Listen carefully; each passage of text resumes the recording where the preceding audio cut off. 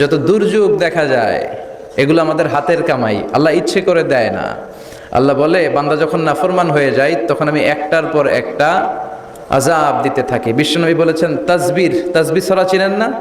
তাসবির সুতা ছিঁড়ে গেলে কি অবস্থা হয়? দানাগুলো টপ টপ টপ টপ করে একটার পর একটা পড়ে, একটার পর একটা, একটার পর একটা।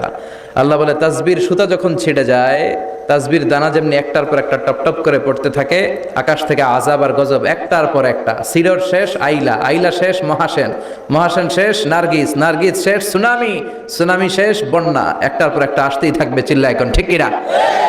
এজন্য আযাব আর গজব আসলে আমাদের তওবা করা দরকার। তওবা করব কার কাছে?